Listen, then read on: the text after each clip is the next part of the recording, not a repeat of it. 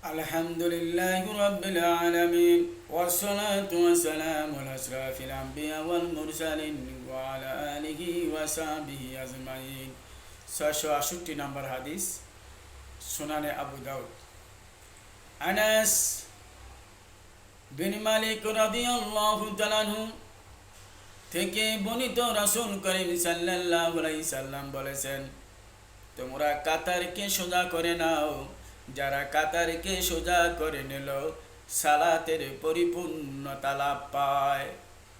সুবহানাল্লাহ। ছোট্ট একটা হাদিস। এই হাদিসটাকে বর্ণনা করতে গেলে অনেক অনেক অনেক বড় অনেক কিছু চলে আসবে। ছোট্ট হাদিসের মধ্যে বিশাল ব্যাখ্যা বিশ্লেষণ আছে। গ্রামের ভাষা বলে না,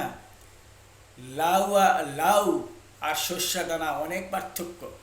শস্য দানা খুব একটি ছোট, কিন্তু এটাকে ডলা দিয়ে পিষিয়ে, পাটা পুতা পিষিয়ে যখন আপনি লাগিয়ে দেবেন চোখে আর নাকে আর ভর্তা বানাবেন, সেরকম শুধু ঝাল আর ঝাল আর চোখের পানি, কিন্তু লাউ কদুতে কিচ্ছু নেই।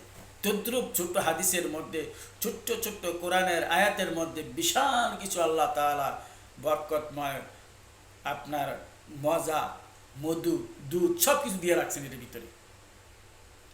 নামাজে দাঁড়ালেন, আজান যখন দিলেন, অন্য হাদিস থেকে বলি, আজান যখন মুয়াজ্জিন সাহেব দিলেন, শয়তান মসজিদ থেকে বের হয়ে যায়।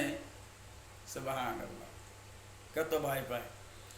আজান শেষ, আবার শয়তান মসজিদের ভিতরে প্রবেশ করে। মুয়াজ্জিন যখন আবার ইকামত দিতে থাকে, মসজিদ থেকে শয়তান বের হয়ে যায়। ইকামত শেষ, ইমাম আল্লাহু আকবার করে দাঁড়িয়ে গেলেন।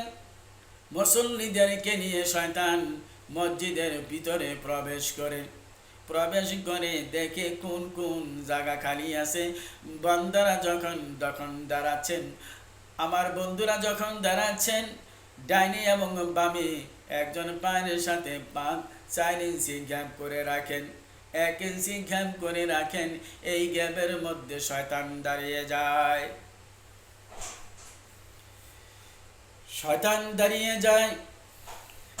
এবং এই ফাঁকার মধ্যে দাঁড়িয়ে আপনার জীবনের জিন্দেগি কোনো হিসাব নিকাশ আপনার আয়ত্তে ছিল না।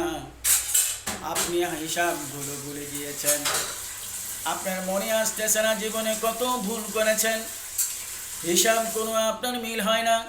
এই শয়তান কয়েক মিনিটের মধ্যে আপনার ফাঁকা জায়গার মধ্যে দাঁড়িয়ে বামে এবং ডানের দিকে তাকিয়ে আপনার সব কিছু মনে করে দেয়। শয়তান এত বড় ডেঞ্জারাস। তাই বলি, আমি লক্ষ্য করে দেখছি আমাদের নামাজগুলো 100% থেকে 95% লোকের নামাজ হয় না। কারণ বন্ধু, নামাজ যেইভাবে পড়তে বলেছেন আল্লাহ রাসূল সাল্লাল্লাহু আলাইহি সাল্লাম, সেইভাবে নামাজ এবং আপনার এবং আমার পড়তে হবে। যখন আমরা দুজন দাঁড়িয়ে যাব, আমার পাশে গ্যাপগুলা যেন আপনার তার পায়ের সাথে যেন মিলিয়ে দিবেন। আপনি মনে মনে ভাবেন, সে আমার পায়ের সাথে কেন লাগালো? অনেকে রাগ হয়ে যায়, এটা ঠিক করলো না, এমনভাবে রাগ হয়, প্রচণ্ড রাগ হয়। বন্ধু, আমি মনে করব আপনি আল্লাহর গোলাম, আপনি আল্লাহর বান্দা, মসজিদে ঢুকে বলেছেন, প্রবেশ করে ফেলেছেন, এখানে অহংকার করা কোনো আপনার অধিকার নাই। কার পা লাগলো না লাগলো ওইটা দেখানি বিষয় না। যদি সিঁড়ি চড়ে আসা যাওয়া করতে সেটাকে আপনি বলতে পারবেন।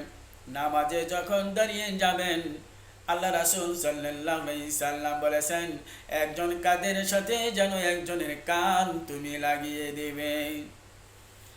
এক হাদিস এসেছে, পায়ের গোড়ালির সাথে গোড়ালি সমান করে দিবে। আর তোমার ভাইদের জন্য তুমি কি যখন নামাজে কাতারে দাঁড়াবে, তুমি যেন তোমার দিলটাকে যেন নরম করে দিবে। তার কারণ দিলটা যদি নরম করে দেন, আপনার যেই কাতারে দাঁড়িয়েছেন আরেকজন, সেই কাতারে প্রবেশ করতে পারবে, দাঁড়াতে পারবে। এই জন্য আপনাকে দিলটা যেন, শরীরটা যেন নরম হয়ে যায়। আপনি যদি শক্ত রাখেন, দেহ যদি শক্ত রাখেন, তাহলে আপনার যেখানে নামাজে দাঁড়াচ্ছেন সেখানে আরেকজন প্রবেশ করতে পারবে না। খুব গভীর খেয়াল, পারবে না। নামাজ এইভাবে পড়লে হবে না, নামাজ পড়তে হবে রাসূল করিম সাল্লাল্লাহু আলাইহি সাল্লাম যেভাবে নামাজ আদায় করতে দেখেছেন সেইভাবে আপনাকে পড়তে বলছেন, আদায় করতে বলছেন। ইয়া আইয়ুহাল্লাযীনা আমানু আতিউল্লাহ ওয়া আতিউর রাসূল। আল্লাহ বলেন, ও বিশ্বাসী, ও মুমিনরা, তোমরা আমার আনুগত্য করো, তার পাশে আমার রাসূলের আনুগত্য করো। আনুগত্য কি? আমার রাসূল সাল্লাল্লাহু আলাইহি সাল্লাম যেইভাবে চলেছেন, যেইভাবে নামাজ আদায় করেছেন, যেইভাবে ব্যবসা করেছেন, যেইভাবে তিনি কাজ করেছেন, যেইভাবে মানুষের সাথে কথা বলেছেন, যেইভাবে তিনি সফর করেছেন, সেইভাবে আমাকে এবং আপনাকে স্মরণ করতে বলেছেন কে? মহান আল্লাহ রাব্বুল আলামিন। আল্লাহ রাসূল সাল্লাল্লাহু আলাইহি সাল্লাম বলেছেন, আমাকে যেইভাবে তুমি নামাজ পড়তে দেখেছো, আদায় করতে দেখেছো, সেইভাবে তুমি নামাজ আদায় করো। তাহলে কি মঙ্গল কাম হবে, সাফল্য হবে আপনার। আলহামদুলিল্লাহ, আল্লাহ যেন আমাদেরকে যেন বোঝার তৌফিক দান করে দিন। মসজিদ ঢুকবেন আল্লাহর গোলাম, সেখানে তাকাব্বুরি করার কোনো অধিকার নেই। আপনি এই কাতারে আসেন, আপনি সেই কাতারে আসেন, তবে প্রথম কাতারে যাওয়া কি সর্বশ্রেষ্ঠ, সর্বশ্রেয়। আমরা যেন কথাটা মনে রাখি। ঠিক হবে? আদবের সাথে আপনি হাঁটলেন মসজিদের ভিতরে, আপনার পা মানুষের আঁটুতে রেগে গেল, তখন কি আপনি কাতার করেন নাই? এটি দেখার বিষয়। কথা এসে গেল জুমার দিন, পিছন থেকে আপনি সামনে যাবেন, পিছন থেকে যখন আপনি সামনের দিকে যাবেন, খেয়াল করবেন আপনার পাটা কোনো মানুষের কাঁধের উপর দিয়ে গিয়েছে কিনা, এটা খেয়াল করবেন। জুমার দিন পিছন থেকে আপনি সামনে যাবেন, হাদিসে এসেছে কাঁধের উপর দিয়ে যদি আপনার পাটা যায়, সেদিন আপনি জুমার ফজিলত, জুমার সওয়াব পাবেন না, আপনি হতভাগা হয়ে গেলেন। জুমার সওয়াব যদি আপনি না পান, ফজিলত না পান, সেদিন জুমা পড়ো আপনার লাভ হয় না। তারপরে একটা সিদ্ধান্ত দিয়েছেন আল্লাহ রাসূল সাল্লাল্লাহু আলাইহি সাল্লাম, যোহরের নামাজের আপনি সওয়াব পাবেন। বন্ধুরা আমার, খুব গভীর স্মরণ করবেন, জুমার দিন কেউর সাথে কথা, খুতবা চলাকালীন কেউর সাথে কথা বলবেন না।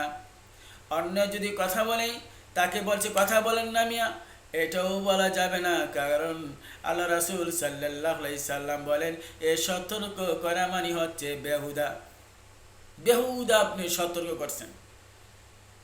তা বন্ধুরা, আমরা যেন নামাজের তাকিদ বেশি দেই, সুন্দরভাবে চলে। আল্লাহ সুন্দর পছন্দ করেন, কোরআন তাআলা সুন্দর আল্লাহ তাআলা পছন্দ করেন। বারাকাল্লাহ খায়র। আল্লাহ তাআলা আমাদেরকে তৌফিক দান করুন কোরআন সুন্নাহ ভাবে মেনে চলা।